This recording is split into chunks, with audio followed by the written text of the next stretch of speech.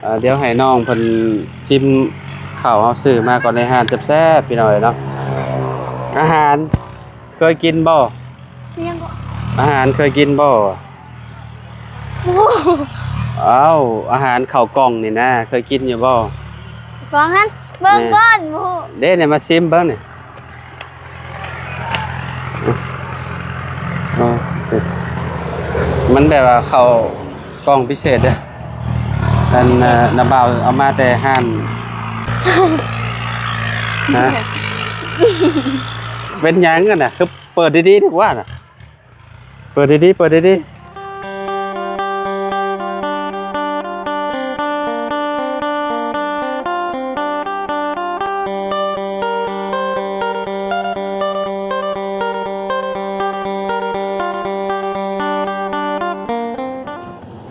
กราบสบายดีสวัสดีพ่อแม่พี่น้อง FC บัสสุขุสุคนเนาะบ่ว่าสิอยู่ในและกระต่างประเทศพี่น้องมาพบมาพ้อกันกับเฮาคือเก่าคือเดิมพี่น้องนะเพิ่มเติมกำลังสิมุ่งหน้าไปทางบ้านน้องเลี้ยงพี่น้องเอ้ยเนาะก่อนสิไปบ้านน้องเลี้ยงก็ต้องมีแนวเซอร์ไพรส์พี่น้องเอ้ยเนาะสิไปเซอร์ไพรส์น้องเลี้ยงเพราะว่ามื้อนี้เป็นวันเกิดน้องเลี้ยงเพิ่นพอดีมีทางอ้ายใจดีเนาะทางอ้ายทามพี่น้องเอ้ยเนาะอยู่ทางต่างประเทศพุ่นแหละเนาะเพิ่นก็เนาะได้เบิ่งคลิปเฮาเมื่อวานนี้พี่น้องเอ้ยคลิปที่เฮาถ่ายน้องเลี้ยงเนาะเลยถามน้องเลี้ยงวันเกิดเพิ่นเนาะพอดีว่าได้เบิ่งคลิปแล้วโอ้ยว่าอยากให้เงินของขวัญวันเกิดน้องเลี้ยงเด้ว่าซั่นเนาะทางอ้ายเพิ่นก็ได้ฝากเงินมา$200พี่น้องเนาะก็คืออ้ายเพิ่นน่ะให้เฮา$50พี่น้องให้เติมน้ำมันว่าซั่นเนาะที่เหลือก็ให้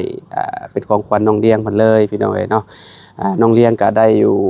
100กับ50พี่น้องเอ้ยเนาะเอามาเป็นเงินกีบก็3ล้านกับ100,000กับ50,000พี่น้องเอ้ยเนาะพอดีว่าเงิน100น่ะมันได้อยู่2ล้านกับ100,000พี่น้องเอ้ยเนาะมื้อนี้เฮา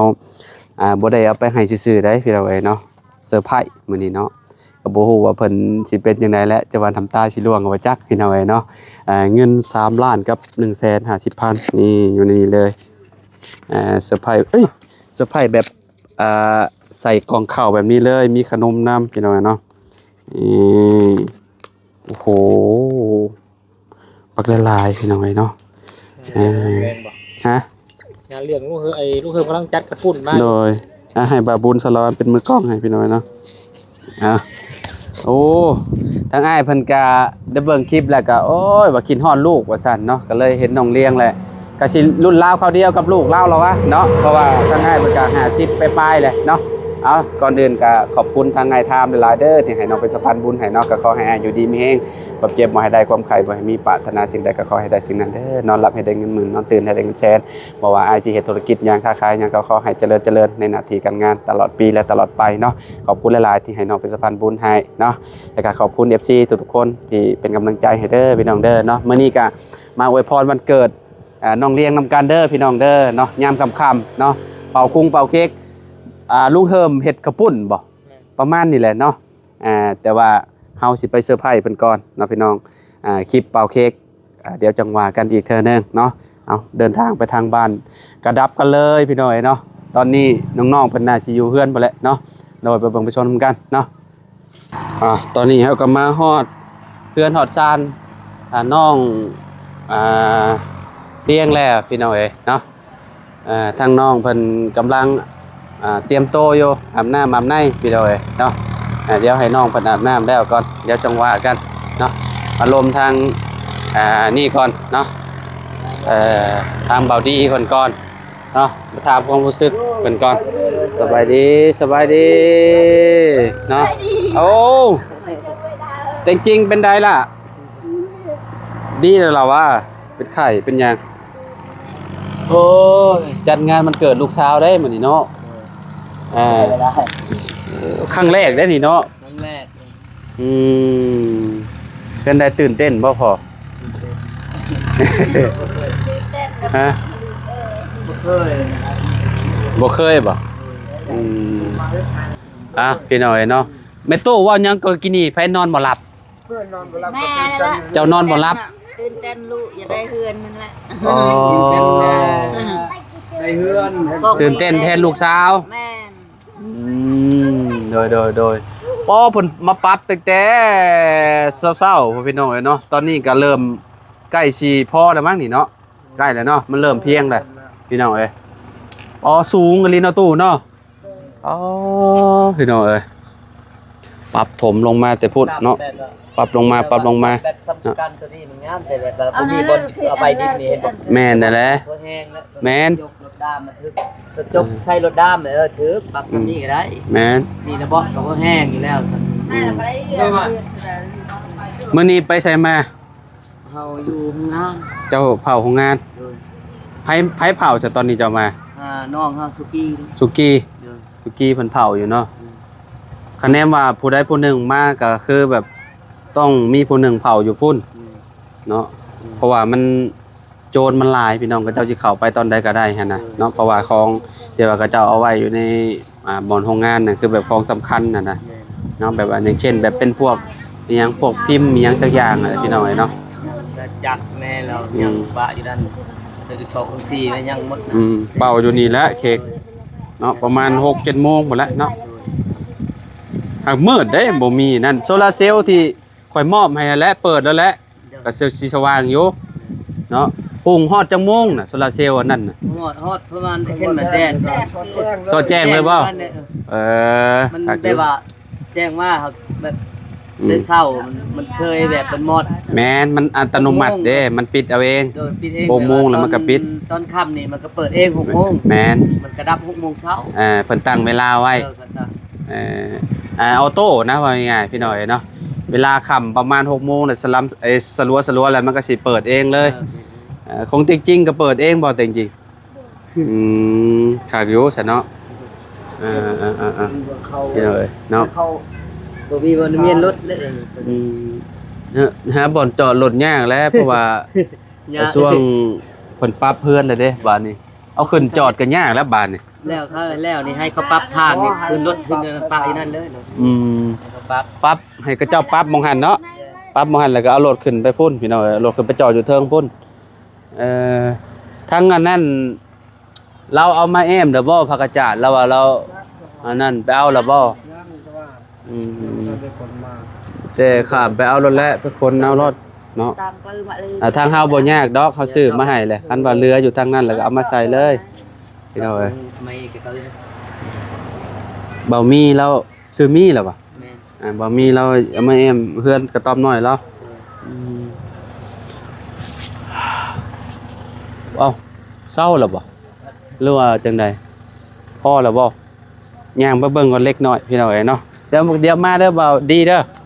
เบิ่งนำกันมาเบิ่งนำกันเนาะโอ้พี่น้องเอ้ยอึบเจ้าเลือกที่ทาง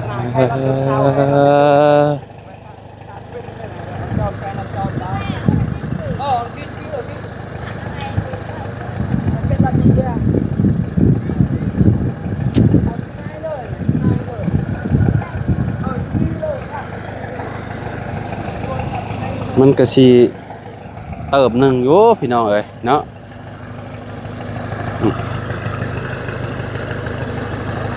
พากันเมื่อยแล้วจ้ะ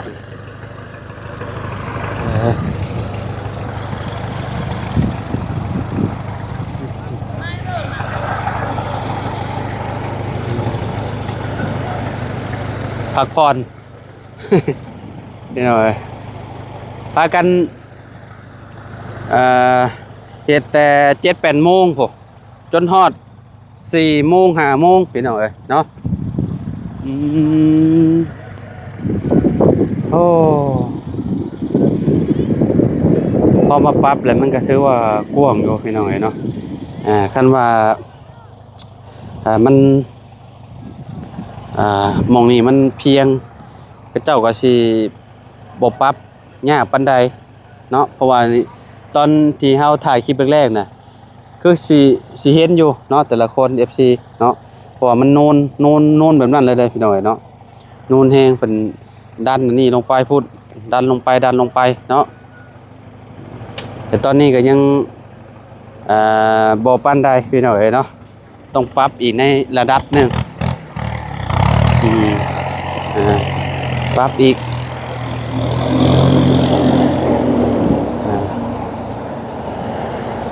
เสากองมีนี่ต้อ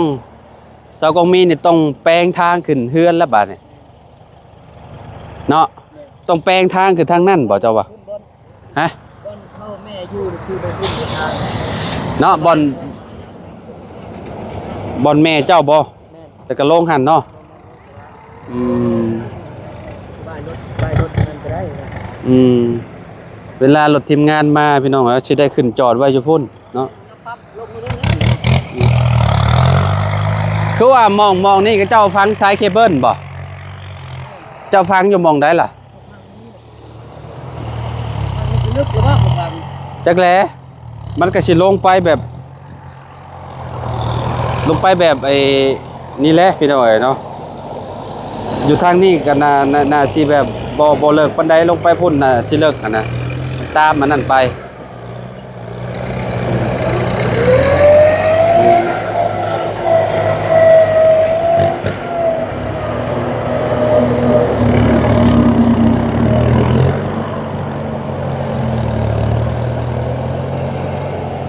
อืม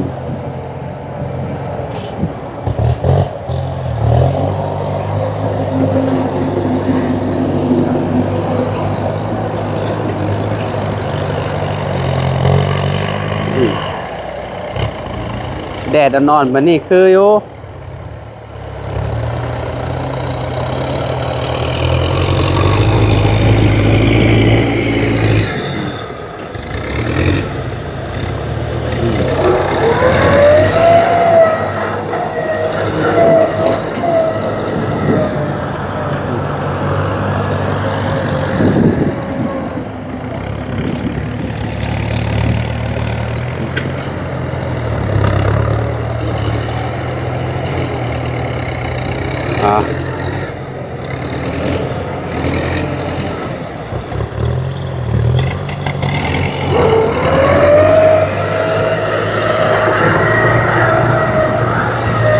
ประมาณนี้พี่น้อยเนาะบอลเพิ่นปรับเป็นหยังก็ได้เนาะโดยเดี๋ยวไปหาทางน้องเลี้ยงก่อนบัดนี้พี่น้อยเนาะทางน้องเลี้ยงเพิ่นก็อาบน้ำแต่งตัวแล้วเป็นที่เรียบร้อยสบายดีล่ะสบายดีเด้อลุงเด้อ สบายดี เบิดมือเนาะเจ้าก็ได้เนาะ เฮ็ดกับข้าวเวลานั่นแหละ โดย เบิดมือได้ป่ะผมมีไปซอยเด้ เฮ็ดลายป่ะนี่ เอาทางนี้ก็มางานเนาะทางนี้ก็ได้พี่น้องเอ้ยลุงรถอยู่เฮือนเบิดมือเลยเฮ็ดน้ำกับปุ้นพี่น้อง เช เอ้ ฟ ย ขนาดเลยวะ มีแต่เตรียมโตะฉลองเลยบ่แรงนี่เป่าเค้กกินข้าวปุ้นเลยจวดเลยพี่น้องเอ้ยนะ นี่ได้สิบอกมันบอกนี่แหละ โดย คือคนนี่แหละพาไปบอกนะ โดยอันเฮือนใกล้เคียงนี่แหละพี่น้องนี่แหละเนาะพี่น้องเอ้ยเนาะทางเจ้าของวันเกิดเค้กก็ประมาณ 4 ปอนด์ จังโมงเป่า ประมาณ6 โมงปลายนี่กระเป๋าแล้ว โอเค 7 โมงกระเป๋าแล้ว ประมาณนั้นเนาะพี่น้องเอ้ย มันยังสูงด้วยจ้ะเนาะ แม่นมันยังสูงอยู่นะสูงเพราะว่าเนาะปั๊บจากพุ่นนะมันเพราะว่าค่อนข้างมันแบบมันโนนแห้งอยู่พุ่นเนาะเขาต้องขุดดินอยู่พุ่นลงมาถมอยู่ที่ต้องปรั๊บอีกพี่น้องเอ้ยจะใช้เจดีย์ได้ใช่ฮะ นี่ล่ะปีกล้วยมีว่าปีกล้วย ปีกล้วยน่าสิมีติ โอ้ย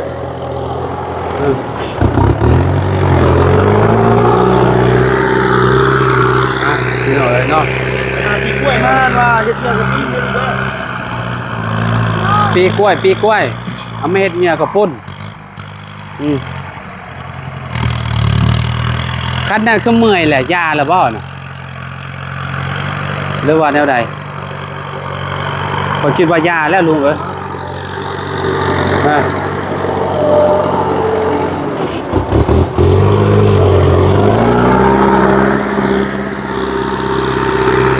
เนาะแต่ละคนพี่น้องเอ้ยเนาะมีแต่ทางท้องใส่อันนั้นแมลงขอบพุ่นเนาะวันเกิดน้องเลี้ยงพี่น้องเอ้ยเนาะเอากระทา กินกระปุ่นแซ่บๆมาเด้อเลี้ยงเด้อใส่จะดุงจะดีอาบน้ำบ่สารอก่อนเนาะทางลุงเหิมกลับมาแล้วทางบ่าวบุญกลับมาแล้วบ่าวตูนเนาะบุญ2บุญมาพี่น้อยเนาะ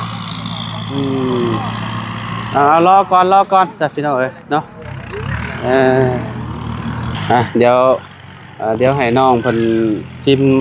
ข้าวเฮาซื้อมาก่อนในห้างแซ่บๆพี่น้อยเนาะอาหารเคยกินบ่อาหารเคยกินบ่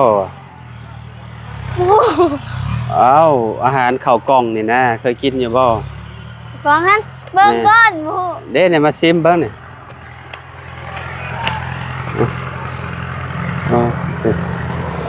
มันแบบว่าข้าวกล่องพิเศษเด้ออันน้าบ่าวเอามาแต่ห้านอยู่อันนั้นมา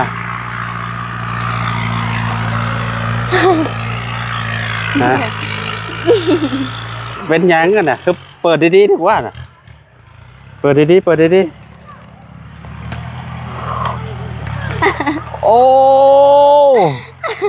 กับข้าวอายาไหนอายาฮะอายาโอ้กับข้าวพิเศษเด้นี่โอ้เด้ฮะเงินน่ะบ่าวเอาสิเงินน่ะบ่าวเลยแซ่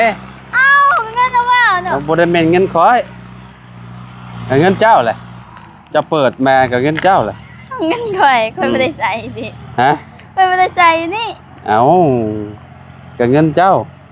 เงินพิเศษเด้กล่องกับข้าวพิเศษเด้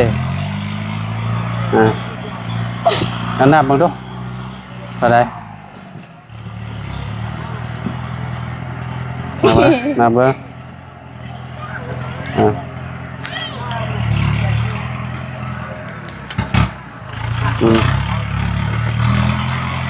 มาเติมเงินให้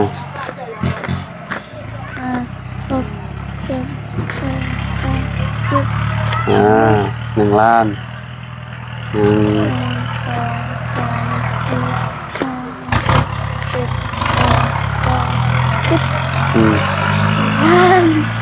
หลาย6